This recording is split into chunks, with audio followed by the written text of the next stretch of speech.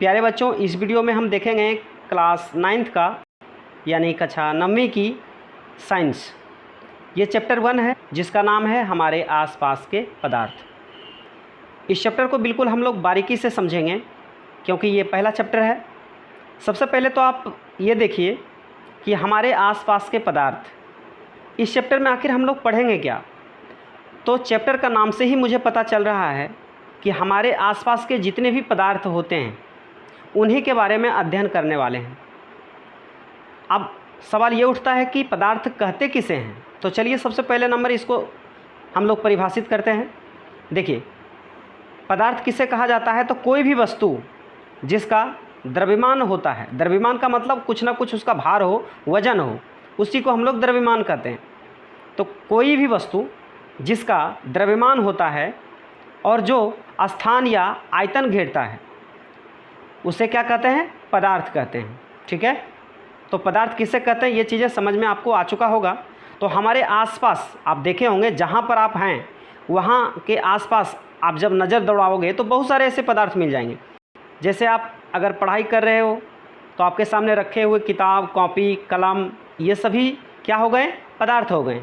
तो कहीं ना कहीं ये सब क्या है कि स्थान घेरता है। अगर आप जिस जगह पे आप कॉपी रखते हो, किताब रखते हो, तो वो कुछ ना कुछ स्थान घेर लेता है ना। वो कुछ ना कुछ जगह लेता है जहाँ पे हम उसको रखते हैं। ठीक उसी प्रकार से आपके घर में बहुत सारे ऐसे वस्तु होंगे, जैसे कि मान लीजिए पंखे हो गए, टीवी हो गया, है ना, और भी बहुत तरह तरह के चीज़ होते हैं। तो ये सभी वस्तु कहीं ना कहीं क्या करते हैं? स्थान घेरते हैं। तो और साथ ही साथ उसका कुछ ना कुछ द्रव्यमान भी होता है, उसका कुछ ना कुछ क्या होता है? वजन होता है, उसके भार होते हैं। ठीक है, तो अब आपको ये चीज़ें समझ में आ चुका होगा कि हमारे आसपास के पदार्थ क्या होते हैं, और हम इस चैप्टर में इन्हीं के बारे में बिल्कुल अध्ययन करने वाले हैं बारीकी से कि हमारे आसपास के जो पदार्थ हैं उन्हीं पदार्थों के बारे में हम लोग आज अध्ययन करने वाले हैं। उसमें भी बहुत कुछ गुण पाए जाते हैं पदार्थ में। आइए अब डिटेल्स से हम लोग उसके बारे में जानकारी प्राप्त करते हैं। जैसा कि आपके सामने देखिए, यहाँ उदाहरण लिखा हुआ है कि लकड़ी, कपड़ा, पंखा, कागज़, बर्फ़, स्टील, जल, मेज, तेल, कलम इत्यादि। ये सभी क्या हो गए? ये सभी पदार्थ के उदाहरण हैं। आपके आसपास में लकड़ी, कपड़ा, पंखा, कागज़, बर्फ़, स्टील, जल, मेज, तेल, कलम, ऐसे बहुत सारे ऐसे पदार्थ आपको देखने को मिल जाएंगे और प्रत्येक दिन आप देखते भी होंगे। तो ये सभी पदार्थ का उदाहरण है। तो मुझे विश्वास है कि आपको ये चीज़ें समझ में आ चुका होगा कि पदार्थ किसे कहते हैं और इस चैप्टर में हम लोग किसके बारे में अध्ययन करने वाले हैं। चलिए, तो सबसे पहला तो बात ये उठता है कि प्राचीन, देखिए यहाँ पे जैसा लिखा हुआ है कि प्राचीन दार्शनिकों के आधार पर पदार्थ के 5 मूल तत्व हैं। यानी कि प्राचीन का मतलब होता है पुराने ज़माने में। पुराने ज़माने में जो दार्शनिक जानकार लोग जो थे उन्होंने पदार्थ के 5 मूल तत्वों के बारे में सर्वप्रथम बताए थे पुराने समय में। आइए उन 5 तत्वों के बारे में हम लोग जानकारी प्राप्त करते हैं। तो देखिए, जैसा कि आपके सामने लिखा हुआ है 5 तत्व। पहला हो गया वायु, दूसरा पृथ्वी, तीसरा अग्नि, चौथा जल और पाँचवा आकाश। तो प्राचीन काल के जो दार्शनिक थे उनके आधार पर पदार्थ के 5 तत्व बताए गए, जिनका नाम था वायु, पृथ्वी, अग्नि, जल और आकाश। पर क्या हुआ, धीरे धीरे ये चीज़ों का विकास होते गया। वैज्ञानिकों के अंतर्गत बहुत सारी चीज़ों का डेवलपमेंट हुआ। अब उन्होंने क्या किया, आधुनिक समय में, यानी अभी के समय में अगर कहा जाए तो आधुनिक समय में क्या हुआ, वैज्ञानिकों के आधार पर वैज्ञानिकों ने 2 आधार पर इसको विभाजित किया। जैसा कि आप देख पा रहे हैं, पदार्थ को 2 भागों में विभाजित किया है। पहला है आपको भौतिक गुणों के आधार पर और दूसरा है रासायनिक गुणों के आधार पर। बिल्कुल आप समझ चुके होंगे। अगर प्राचीन काल की अगर बात कही जाए तो यहाँ पे 5 भागों में बांटा गया। 5 भागों में बांटा गया वायु, पृथ्वी, अग्नि, जल और आकाश। परंतु अभी के समय में पदार्थ को 2 भागों में बांटा गया है। एक है भौतिक गुणों के आधार पर, दूसरा है रासायनिक गुणों के आधार पर। तो आइए सबसे पहले हम लोग ये देख लेते हैं कि भौतिक गुणों के आधार पर, है ना, कि भौतिक आखिर किसे कहते हैं, भौतिक का स्वरूप कैसा होता है। ठीक है, तो देखिए यहाँ पे पदार्थ का भौतिक स्वरूप। पहले हम लोग भौतिक स्वरूप के बारे में पढ़ते हैं, फिर हम लोग रासायनिक स्वरूप के बारे में पढ़ेंगे। चलिए देखिए, तो पदार्थ का जो भौतिक स्वरूप होता है वो कैसा होता है, तो देखिए यहाँ पे आपको पूरी विस्तार से बताया गया है कि पदार्थ का भौतिक स्वरूप कैसा होता है। तो देखिए, पदार्थ छोटे छोटे कणों से मिलकर बना है, जिन्हें हम क्या कहते हैं, अणु कहा जाता है। ठीक है, अगर आपके प्रश्न आ जाए एग्ज़ाम में कि अणु किसे कहते हैं, तो पदार्थ के जो बिल्कुल छोटे छोटे कण होते हैं, है ना, उसको मिलाकर के जो पदार्थ जो है छोटे छोटे कणों से मिलकर बना होता है, वही छोटा छोटा कण क्या कहलाता है, अणु कहलाता है। ठीक है, देखिए इस अणु को हम सूक्ष्मदर्शी की सहायता से ही देख सकते हैं, ऐसे हम लोग नहीं देख पाएंगे उसे। इसको देखने के लिए मुझे माइक्रोस्कोप यानी कि सूक्ष्मदर्शी का हमको सहायता लेना पड़ेगा। ठीक है, चलिए अब आपके दिमाग में ये चीज़ें चल रही होगी कि आखिर पदार्थ के छोटे छोटे कण, देखिए मैं आपको एक चीज़ बता दूं, जब आप कोई भी एक पदार्थ आप लोगे तो यदि उसको आप बारीकी से उसको क्या करोगे, छोटे छोटे टुकड़ों में आप कन्वर्ट करोगे। जैसे मान लीजिए आप एक ईंट ले लो, ईंट का छोटा सा एक टुकड़ा ले लो, यदि आप उसको बिल्कुल बारीकी से तोड़ोगे, है ना, फिर उसको आप इतना छोटा छोटा कण कर दो जिससे कि आप देख ना पाओ। ठीक है, हालांकि आप तो बहुत सारे उसमें समूह पिसा हुआ रहेगा, छोटे छोटे टुकड़े, तो आप उसको देख ही लोगे, परंतु उसमें से एक छोटा सा कण अगर आप हाथ पे रखते हो तो शायद आप अच्छे तरीके से उसको नहीं देख पाओगे। ठीक है, उसको देखने के लिए माइक्रोस्कोप का प्रयोग किया जाता है। फिर भी अगर आपको समझ में नहीं आया तो चलिए मैं आपको एक दूसरा उदाहरण ले लेता हूँ। आप पानी देखे होंगे जिसको हम लोग जल कहते हैं, आप उसका एक बारीकी, एक छोटा सा कण आप उठा पाएंगे, तो बिल्कुल आप नहीं उठा पाएंगे। ठीक है, और यदि आपके हाथों पे अगर वो एक कण, छोटा सा कण अगर आपके हाथों में रहता है तो उसे आप नहीं देख पाते हैं। उसको देखने के लिए माइक्रोस्कोप यानी कि सूक्ष्मदर्शी का प्रयोग किया जाता है। ठीक है, आप थोड़ा सा कल्पना कीजिए, आपको ऐसा आभास लगेगा कि मुझे वो चीज़ें देख लेंगे, परंतु वैसा होता नहीं है। बिल्कुल छोटे से छोटे कण को आप नहीं देख सकते हैं, उसे देखने के लिए माइक्रोस्कोप का प्रयोग किया जाता है। चलिए अब हम लोग ये समझते हैं कि पदार्थ के कणों के अभिलाक्षणिक गुण, है ना, कि पदार्थ के जो कण होते हैं, अभी जैसा मैंने पढ़ा कि पदार्थ के बिल्कुल छोटे छोटे कण जिसको हम लोग अणु कहते हैं, आइए उसके बारे में कुछ जानकारी प्राप्त कर लेते हैं, है ना। इसके बाद फिर हम लोगों को बिल्कुल स्पष्ट रूप से पता चल जाएगा। देखिए, पदार्थ के कणों के अभिलाक्षणिक गुण की अगर बात कही जाए तो पदार्थ के कणों के बीच रिक्त स्थान होता है। देखिए पहला पॉइंट आपके सामने है कि पदार्थ के जो कण होते हैं उसके बीच रिक्त स्थान होता है। रिक्त मतलब खाली जगह होता है। ठीक है, तो आइए देखिए उदाहरण देखते हैं। उदाहरण के लिए देखा जाए तो नमक, ये भी एक पदार्थ है ना, शर्करा, डेटॉल, है ना, डेंटॉल या पोटेशियम परमैंगनेट के कण समान रूप से पानी में वितरित हो जाती है। यदि आप इसको पानी में डाल दोगे, है ना, यानी कि नमक को, शर्करा को या तो फिर डेटॉल को या पोटेशियम परमैंगनेट को, इन सभी को यदि आप पानी में डाल देते हो तो वितरित हो जाती है, मतलब बिल्कुल क्या हो जाएगी, वो उसमें घुलने लगेगी। ठीक है, तो कहीं ना कहीं हम लोग ये कह सकते हैं कि उसके बीच में, पदार्थों के बीच में जब तक रिक्त स्थान नहीं है तब तक उसमें वो समाहित कैसे हुआ। ज़रा सा आप कल्पना करो कि कोई भी पदार्थ, जैसे कि अगर नमक की अगर बात हम करें तो नमक को यदि पानी में अगर हम डाल देते हैं, नमक को यदि हम पानी में डाल देते हैं तो पानी में क्या होता है, नमक बिल्कुल समाहित हो जाती है। तो आखिर ऐसा क्यों हुआ? तो ऐसा इसलिए हुआ क्योंकि पानी में क्या है, रिक्त स्थान। ठीक है, चलिए, और नमक में भी रिक्त स्थान होती है। ये धीरे धीरे आपको हर एक चीज़ें समझ में आता चला जाएगा। जैसे जैसे हम लोग आगे बढ़ेंगे वैसे वैसे अगर थोड़ा सा भी कहीं किसी चीज़ों के बारे में अगर आपको डाउट रहता है तो बिल्कुल आप बेफिक्र होकर के पहले इसको ध्यानपूर्वक से समझते चलिए, आपको सारी चीज़ें आपको समझ में आ जाएगा। थोड़ा थोड़ा सा भी अगर कहीं डाउट रहता है तो बिल्कुल डाउट क्लियर हो जाएगा, क्योंकि जैसे जैसे हम लोग आगे बढ़ेंगे तो सभी चीज़ों के बारे में हम लोग अध्ययन करते चले जाएंगे। तो देखिए अब आगे है कि इस प्रकार जब हम चाय या फिर कॉफ़ी या नींबू पानी बनाते हैं तो एक पदार्थ के कण दूसरे पदार्थ के कणों के रिक्त स्थानों में समावेशित हो जाते हैं।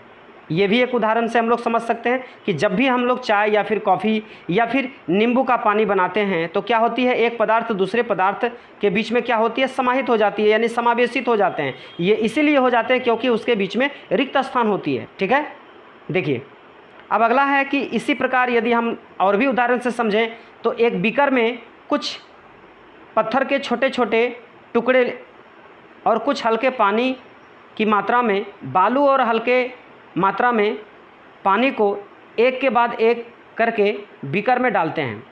जैसे देखिए मैं आपको उदाहरण से बताता हूँ। ये देखिए मान लीजिए कि ये बीकर है, ठीक है, और इसमें हम लोग क्या करते हैं, जैसा कि बताया जा रहा है यहाँ पर कि बीकर में कुछ पत्थर के छोटे छोटे टुकड़े, अब छोटे छोटे इसमें क्या कर रहे हैं, पत्थर के टुकड़े हम डाल रहे हैं। ठीक है, इसके बाद कुछ हल्के पानी, अब हम इस पर क्या करते हैं, ऊपर से कुछ इस पर पानी दे देते हैं। जब पानी दे देंगे तो आप देखोगे कि आपको ऐसा आभास होगा कि इसमें छोटे छोटे जो पत्थर के टुकड़े थे, ऊपर से जो हम पानी दिए तो बिल्कुल ये क्या हुआ कि जितने भी रिक्त स्थान थे, पत्थर देने के बाद आपको रिक्त स्थान ज़रूर मिलेगा उसमें। तो यदि पानी हम डाल देते हैं तो आपको ऐसा लगेगा कि बिल्कुल रिक्त स्थान जो था वो बिल्कुल भर चुका है, परंतु ऐसा नहीं है। अब उसमें यदि आप क्या करते हो, बालू है ना, बालू के हल्के मात्रा अगर उसमें डालते हो तो भी वो क्या होते हैं कि और भी उसमें स्पेस बच जाता है, यानी और भी उसमें रिक्त स्थान बच जाती है, और भी क्या होगा, वो बिल्कुल सख्त हो जाएगा। यानी कि रिक्त स्थान जहाँ पे था वहाँ पे बालू भर करके वो क्या हो जाएंगे, बिल्कुल सख्त हो जाएंगे। ठीक है ना, तो इससे भी हम यह पता लगा सकते हैं कि एक पदार्थ के कण दूसरे पदार्थ के कणों के रिक्त स्थानों में क्या हो जाती है, समावेशित हो जाती है। अब आइए हम लोग देखते हैं, इस प्रकार से हम कह सकते हैं कि अतः इन सभी प्रयोगों के द्वारा यह दर्शाता है कि पदार्थ के कणों के बीच पर्याप्त रिक्त स्थान होता है।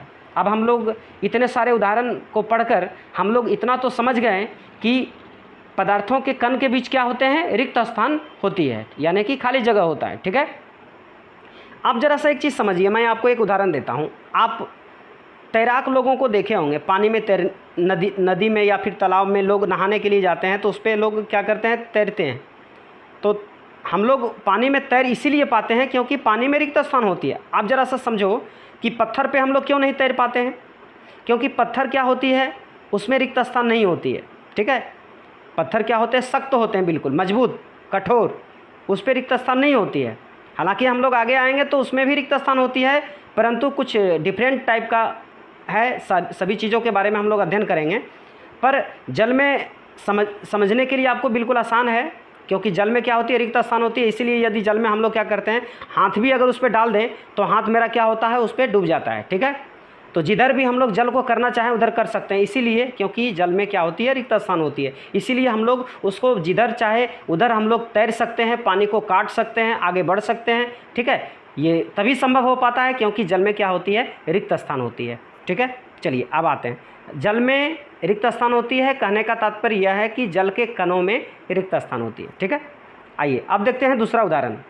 दूसरा उदाहरण आपके सामने है कि देखिए यहाँ पे कि पदार्थ के कण निरंतर गतिशील होते हैं। अब यहाँ पर सवाल ये उठता है कि पदार्थ के कण निरंतर गतिशील होते हैं। गतिशील मतलब वो गति करते रहते हैं।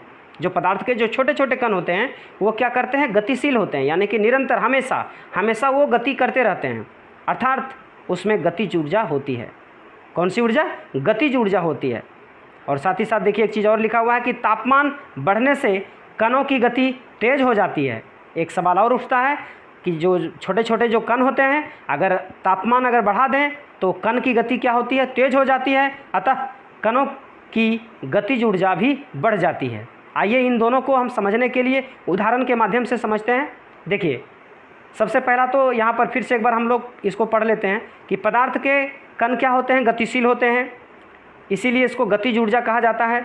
दूसरी बात कि तापमान बढ़ाने पर जो कण होते हैं, पदार्थ के कण है ना, उसकी गति क्या हो जाती है, तेज हो जाती है, अतः कणों को हम लोग गतिज ऊर्जा भी कहते हैं, इसलिए इसकी गति क्या हो जाती है, बढ़ जाती है। यानी दो बात हम लोग पढ़े कि गतिशील होती है, और अगर तापमान अगर बढ़ा दें कणों में तो उसकी पदार्थ में अगर तापमान बढ़ जाए तो उसके जो कण होते हैं वो क्या हो जाती है, बिल्कुल गति उसकी तेज हो जाती है। चलिए इसको उदाहरण के माध्यम से समझते हैं। देखिए उदाहरण आपके सामने है कि यदि हम जला हुआ अगरबत्ती में उपस्थित इत्र यानी कि परफ्यूम जिसको कहते हैं हम लोग, ठीक है, जो सुगंध आती है, ठीक है ना। तो अगरबत्ती जब हम लोग जलाते हैं तो उसकी सुगंध आती है, उसी को इत्र कहा जाता है। उसके कण वायु के कणों के साथ मिश्रित होकर पूरे कमरे में फैल जाते हैं। आप देखे होंगे, यदि आप घर में अगरबत्ती जलाते होंगे तो आप निश्चित रूप से आप गौर किए होंगे, अगरबत्ती जैसे ही हम लोग जलाते हैं तो क्या होती है, पदार्थ में, अगरबत्ती एक पदार्थ है, उसमें जैसे ही हम लोग उसको जलाते हैं तो उसमें क्या हो जाती है, तापमान हम लोग दे देते हैं। जैसा कि आप देख पा रहे थे यहाँ पर कि तापमान बढ़ने से कणों की गति तेज हो जाती है। तो अगरबत्ती पदार्थ है, उस पर हम लोग तापमान दिए, यानी कि उसको जलाए। जलाने के बाद क्या हुआ, उसकी जो कण है, कण का मतलब वही इत्र, ठीक है ना, परफ्यूम, उसके कण क्या हुआ कि वायु के कणों के साथ मिश्रित होकर यानी मिलकर पूरे कमरे में क्या हो जाती है, फैल जाती है। जबकि बुझी हुई अगरबत्ती ऐसा नहीं होता है।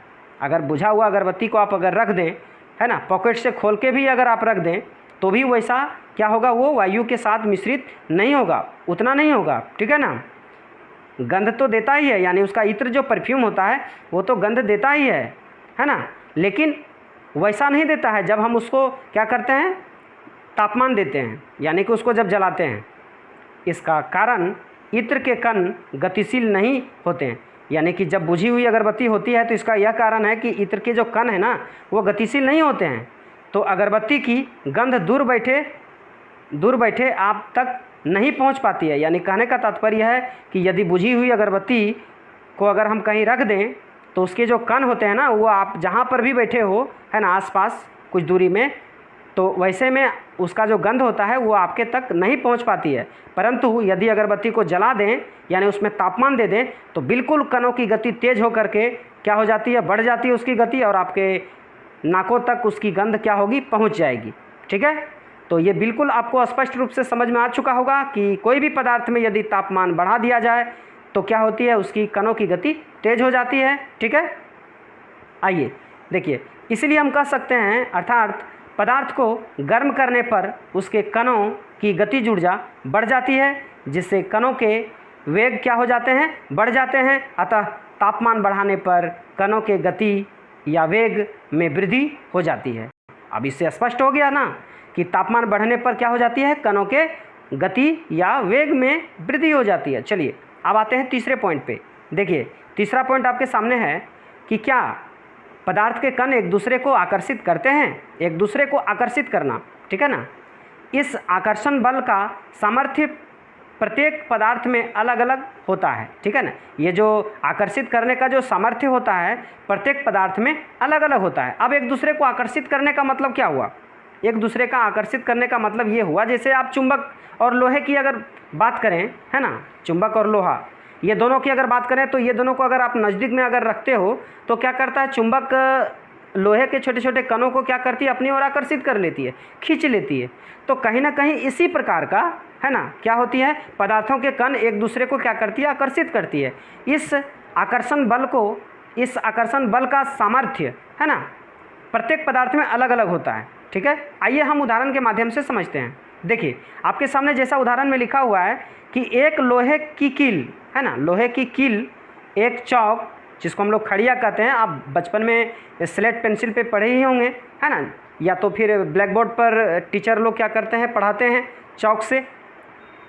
इसका टुकड़ा, है ना, चौक का टुकड़ा और ईंट का एक छोटा टुकड़ा ले। देखिए तीन चीज़ यहाँ पर लेने के लिए कह रहा है। एक तो छोटे से कील लोहे का आप ले लें, ठीक है। दूसरा कि आप कोई चौक ले लें, ठीक है ना, चौक लिखने वाले कोई चौक ले लें। इसके बाद फिर कहता है कि ईंट का एक छोटा सा टुकड़ा, ईंट का एक छोटा सा टुकड़ा, ठीक है। ये तीन चीज़ें आपको कहता है लेने के लिए। आप प्रैक्टिकल कर सकते हैं। कहता है कि इन तीनों पर अलग अलग हथौड़े से प्रहार करें, यानी हथौड़े से आप उसको पीटें, थोड़ा थोड़ा सा उस पर क्या करें, ताकत लगा करके ऊपर से दबाव दें, है ना, प्रहार करें। तो आप पाएंगे, यानी आपका रिजल्ट क्या मिलेगा कि खड़िया का टुकड़ा जो है, तीनों के ऊपर आपको क्या करना है, ऊपर से प्रहार करना है, ठीक है ना, तो हथौड़े से। तो आप देख पाएंगे कि खड़िया का जो टुकड़ा है, यानी कि ये जो पेंसिल है, खड़िया का टुकड़ा, चौक, ये क्या हुआ, आसानी से चूर चूर हो जाते हैं, आसानी से क्या हो जाते हैं, चूर चूर हो जाते हैं। लेकिन क्या हुआ कि ईंट का टुकड़ा थोड़ी कठिनाई से टूटता है, और ये जो ईंट का टुकड़ा है ये थोड़ी कठिनाई से टूटता है, जबकि लोहे की कील जो है तोड़ना अत्यंत कठिन है। जब आप लोहे की कील को अगर आप तोड़ोगे तो ये क्या है, अत्यंत कठिन है। लोहे की कील को आप नहीं तोड़ सकते हो, तोड़ तो दोगे लेकिन इसको तोड़ने के लिए अत्यंत मेहनत करना पड़ेगा, ये कठिन है काम, ठीक है ना, उसको तोड़ना। तो 3 यहाँ पर हम लोग प्रैक्टिकल किए, एक तो लोहे की कील, दूसरा है चौक और तीसरा है ईंट का छोटा सा टुकड़ा। तीनों के ऊपर मैंने हथौड़े से प्रहार किया। जो चौक था वो बिल्कुल आसानी से चूर चूर हो गया। ईंट का टुकड़ा में थोड़ा सा मेहनत करना पड़ा, थोड़ी सी ताकत लगी, थोड़ा कठिनाई हुआ, परंतु अगर इसके तुलना में हम लोहे की कील की बात करें तो इसके ऊपर मुझे अत्यंत मेहनत करना पड़ा, तब शायद ये क्या होगा, ये छोटे छोटे टुकड़े हो पाएंगे, परंतु इतना भी आसान नहीं है, यानी ये काम कठिन है। तो कहीं ना कहीं आप देखें कि तीनों में यदि आप हम लोहे हथौड़े से प्रहार करते हैं तो तीनों में अलग अलग प्रकार का क्या हुआ, हमको रिजल्ट मिला, एक समान तो रिजल्ट मिला नहीं। तो इसका मतलब यही हुआ, ये जैसा कि हम देख रहे थे कि इस आकर्षण बल का सामर्थ्य प्रत्येक पदार्थ में अलग अलग होते हैं। तो अलग अलग होते हैं, ये चीज़ों से आपको स्पष्ट हो गया ये प्रैक्टिकल करने के बाद, ठीक है। चलिए अब देखते हैं इसमें कुछ और चीज़ें हैं, आइए देख लेते हैं। देखिए फिर आपके सामने अगला कि यहाँ तक तो हम लोग पढ़ लिए थे, अत्यंत कठिन होता है। इससे हम यह निष्कर्ष निकाल सकते हैं कि खड़िया के कणों के मध्य अंतराअणुक आकर्षण बल सबसे कमज़ोर है। यानी कहने का मतलब है कि जो खड़िया था, चौक था, उसके बीच में जो कण है ना, कणों के बीच में जो अंतराअणुक आकर्षण बल है वो क्या है, सबसे कमज़ोर है, इसीलिए तो वो चूर चूर हो गया, है ना। यानी उसकी जो कण है वो क्या है, बिल्कुल कमज़ोर है, एक तरह से हम ऐसा कह सकते हैं। इसी कारण से अंतराअणुक आकर्षण बल कमज़ोर है, हम लोग इसको अंतराअणुक आकर्षण बल कहेंगे, ठीक है ना, जो कि कमज़ोर था इसलिए वो चूर चूर हो गया। जबकि ईंट के कणों के मध्य यह बल क्या था, थोड़ा मजबूत था, इसीलिए वो थोड़ा लेट से वो चूर हुआ, ठीक है ना। और लोहे की कील में यह बल सबसे अधिक मजबूत था, इसीलिए वो थोड़ा ज़्यादा मेहनत करने के बाद वो चूर चूर होने की संभावना बनेगी, ठीक है ना, उसमें थोड़ा ज़्यादा बल देना पड़ेगा, ठीक है, कठिनाई ज़्यादा होगी। तो ये तीनों उदाहरण से आपको समझ में आ चुका है अब कि पदार्थ के कण एक दूसरे को आकर्षित करते हैं, है ना, और साथ ही साथ क्या है कि इस आकर्षण बल का सामर्थ्य प्रत्येक पदार्थ में अलग अलग होता है। देखिए अब मैं आपको थोड़ा सा एक चीज़ और यहाँ से क्लियर कर दूँ, जैसा कि हम यहाँ पर पढ़ रहे थे कि पदार्थ के कणों के अभिलाक्षणिक गुण, यानी कि ये 3 गुण हमने पढ़ा।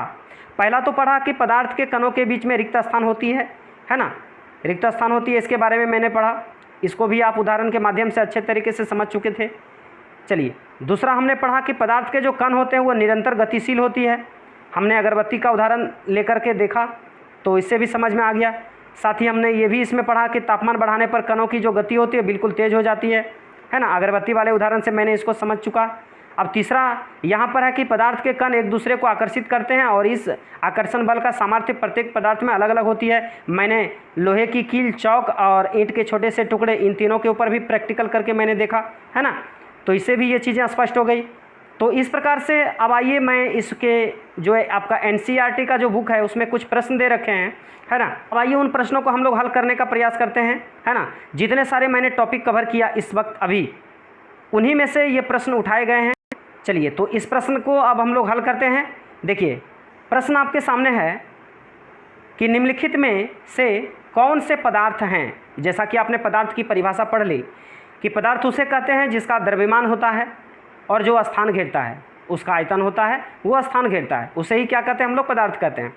तो जैसा कि आप देख पा रहे हैं कि कुर्सी है, वायु है ना, स्नेह, गंध, घृणा, बादाम, विचार, शीत, शीतल, पेय, इत्र की सुगंध, है ना, इत्यादि, ये सभी यहाँ पर आपको प्रश्न दे रखा है। अब इसी में से आपको चुन करके ये बताना है जो पदार्थ के अंतर्गत आता है। तो देखिए उत्तर में आपके सामने लिखा हुआ है कि पदार्थ निम्न है। कुर्सी, जैसा कि आप देख पा रहे हैं यहाँ पर है कुर्सी, है ना। चलिए देखिए मैं फिर से एक बार यहाँ पे देखिए, यहाँ पे लिखा हुआ कुर्सी, तो आपका उत्तर कुर्सी हो गया यहाँ पर। ये इसीलिए हुआ क्योंकि ये क्या है, इसमें द्रव्यमान होता है, इसका कुछ ना कुछ भार होती है, और जहाँ पे मैं इसको रख दूँ ज़मीन पर तो ज़मीन पर कहीं ना कहीं ये स्थान घेरती है, ठीक है। इसके बाद देखिए वायु, वायु में भी क्या होती है, द्रव्यमान होती है और ये भी स्थान घेरती है, ठीक है। अब आइए आगे लिखा हुआ है स्नेह, है ना, ये नहीं होगा, ठीक है, ये क्या होगा, नहीं होगा। गंध, ये भी नहीं होगा। इसके बाद है घृणा। देखिए घृणा तो एक ऐसा शब्द है जो कि इसका कुछ मापदंड थोड़ी ना होता है, यानी इसका द्रव्यमान होता है क्या, इसको हम लोग तौल सकते हैं क्या, नहीं तौल सकते हैं। बादाम, बादाम तो हो जाएगा, है ना। इसके बाद विचार। देखिए विचार तो होता है कि हमारे अंदर का कैसा विचार है, आपके अंदर का कैसा विचार है, ये कोई पदार्थ थोड़ी ना है। तो इस प्रकार से ये भी क्या होगा, नहीं होगा। ठीक है, चलिए। तो इस प्रकार से हम देख पा रहे हैं कि कुर्सी हो गया आपका, वायु हो गया, बादाम हो गया। इसके बाद देखिए शीत, ठीक है ना। जो शीत होती है वो भी क्या है, आपका द्रव्यमान नहीं है। देखिए शीतल पेय, शीतल पेय यानी कि पीने की पानी, तो वो क्या है, जल क्या है, जल तो पदार्थ है ना। इसके बाद इत्र की सुगंध। देखिए इत्र की सुगंध वो तो पदार्थ नहीं है ना, जो हम लोग सुगंध जो आता है वो तो पदार्थ नहीं है, उसमें द्रव्यमान ना तो उसमें द्रव्यमान होता है और ना ही उसमें क्या होती है, वो स्थान घेरता है। ठीक है, तो शीतल पदार्थ। चलिए अब आते हैं नेक्स्ट प्रश्न पे। अगला प्रश्न आपके सामने है कि निम्नलिखित प्रेक्षण के कारण बताएं, निम्नलिखित प्रेक्षण के कारण बताएं। देखिए प्रश्न आपके सामने है कि गर्मा गर्म खाने की गंध कई मीटर दूर से ही आपके पास पहुंच जाती है, लेकिन ठंडे खाने की महक लेने के लिए आपको उसके पास जाना पड़ता है। देखिए जब आपके घरों में कोई ऐसा चीज़ बन रहा हो, ठीक है ना, जैसे सब्जी बन रही हो या तो और भी कुछ ऐसी चीज़ें, है ना, जब बन रहा होता है, तो जब खाना गर्मा गर्म होता है उस समय आप देखते होंगे कि आप थोड़ा सा दूर में भी बैठे हुए हैं, घर के आसपास किसी कमरे में है, दूसरे कमरे में खाना बन रहा है, तो वहाँ से आपको गंध आपके नाकों तक आ जाता है, यानी आप उसको महक सकते हो। लेकिन ठंडे खाने की महक आपके नाकों तक नहीं जा पाती है, यानी आप उसकी महक आपके पास तक नहीं पहुंच पाती है। ठीक है, तो दोनों में क्या डिफरेंट है, हमने तो पढ़ा भी अगरबत्ती का उदाहरण लेकर के। आइए फिर से एक बार मैं इस प्रश्न का उत्तर मैं जान लेता हूं, है ना। देखिए गर्म भोजन से गंध के अणु उष्मा के कारण वायु के अणुओं के साथ शीघ्रता से विसरित हो जाती है, ठीक है ना, यानी कि फैल जाती है। ठीक है, और गंध कई मीटर दूर भी आसानी से पहुंच जाती है, परंतु ठंडे भोजन में उष्मा की मात्रा कम होने के कारण, उष्मा मतलब तापमान, ठीक है, जैसा कि मैंने अगरबत्ती वाले उदाहरण में मैंने पढ़ा, इसकी मात्रा क्या होती है, उष्मा की मात्रा कम होने के कारण अणुओं में विसरण कम होता है, और उष्मा की गति अगर मात्रा क्या हो, ज़्यादा हो, तो उसमें क्या होती है, अणुओं में विसरण की मात्रा क्या होती है, अधिक होती है। लेकिन इसमें क्या होती है, ठंडे में कम होती है।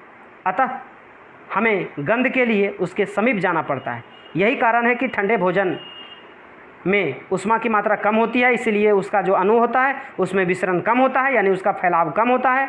इसीलिए हम उसको जब तक उसके नज़दीक नहीं जाएंगे तो उसका गंध हमें महसूस नहीं होगा, ठीक है ना, उसकी महक महसूस नहीं कर सकते हैं। और गर्म भोजन का महक हम लोग दूर बैठे भी महसूस कर सकते हैं। ठीक है, चलिए अब आते हैं अगले प्रश्नों के ऊपर। अगला प्रश्न आपके सामने है कि स्विमिंग पूल, जैसा कि आप जानते हैं कि स्विमिंग पूल में हम लोग क्या करते हैं, तैरने का काम करते हैं। ठीक है, तो स्विमिंग पूल में गोताखोर किसे कहते हैं, पानी में तैरने वाले को गोताखोर कहा जाता है। ठीक है ना, स्विमिंग पूल में गोताखोर पानी काट पाता है, इससे पदार्थ का कौन सा गुण प्रेक्षित होता है। देखिए जैसा कि हमने अभी जब पढ़ रहा था तो वहाँ पर मैंने आपको बताया कि जब स्विमिंग पूल हो या तो नदी हो या तालाब हो, जहाँ पर भी जब कोई तैराक जब तैरता है तो वो पानी को काट लेता है, तो वही कहता है कि ये जो पदार्थ का कौन सा गुण प्रेक्षित होता है, यहाँ पर कौन सा गुण लग रहा है पदार्थ का। तो देखिए उत्तर है कि गोताखोर, देखिए उत्तर है कि गोताखोर स्विमिंग पूल में पानी को आसानी से काटता हुआ गति करता है। ये तो हम भी जानते हैं, पर इससे यह निष्कर्ष निकलता है कि पानी के कणों के बीच एक प्रकार का आकर्षण बल कार्य करता है।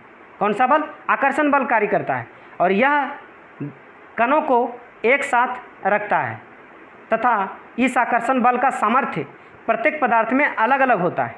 यही वजह है कि हम लोग क्या करते हैं, पानी को हम लोग काट के हम लोग तैर सकते हैं। ठीक है ना, फिर से एक बार पढ़ लेते हैं इसको। देखिए ये गोताखोर स्विमिंग पूल में पानी को आसानी से काटता हुआ गति करता है। यह इसीलिए कर पाता है कि इससे हम लोग का यह निष्कर्ष निकलता है कि पानी के कणों के बीच क्या होती है, एक प्रकार का आकर्षण बल होता है। ठीक है ना, पानी के कणों के बीच एक प्रकार का क्या होती है, आकर्षण बल होता है, वो कुछ ना कुछ बल लगा रहा होता है। यह बल जो है कणों को एक साथ रखता है ना, एक साथ रखता है। जब हम लोग स्विमिंग पूल में जब तैरते हैं, जब पानी को काटते हैं तो वो अलग हो जाता है, ठीक है। फिर जैसे ही हम लोग आगे बढ़ते हैं तो फिर उसके जो कण हैं बिल्कुल सब क्या हो जाते हैं, एक जगह सट जाते हैं, ठीक है ना। तो इस आकर्षण बल का सामर्थ्य प्रत्येक पदार्थ में अलग अलग होता है। अब प्रत्येक पदार्थ में अलग अलग होता है, इसका भी उदाहरण हम लोग जब पढ़ रहे थे तो वहाँ देखे थे, ईंट का टुकड़ा है ना, एक हम लोग लिए थे खड़िया यानी कि चौक लिए थे, और एक लोहे का कील लिए थे। तीनों के ऊपर मैंने प्रैक्टिकल किया था।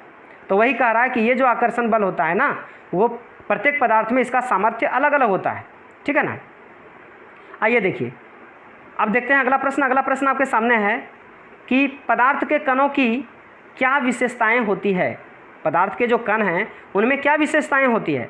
तो ओवरऑल हमने जितने सारे चीज़ों को पढ़ा, आइए उसका निचोड़ यहाँ पर हम लोग पढ़ने वाले हैं कि पदार्थ के कणों की निम्नलिखित विशेषताएं होती है। पहला आपके सामने है कि पदार्थ के कणों के बीच रिक्त स्थान होता है। इसका हमने उदाहरण देकर के भी पढ़ा था कि पदार्थ के जो कण होते हैं उसके बीच में क्या होती है, रिक्त स्थान होती है, ठीक है ना। दूसरा कि पदार्थ के कण बहुत छोटे छोटे होते हैं, है ना। पदार्थ के कण क्या होते हैं, बहुत छोटे छोटे होते हैं। तीसरा मैंने पढ़ा कि पदार्थ कणों से मिलकर बने होते हैं। पदार्थ क्या होते हैं, कणों से मिलकर बने होते हैं।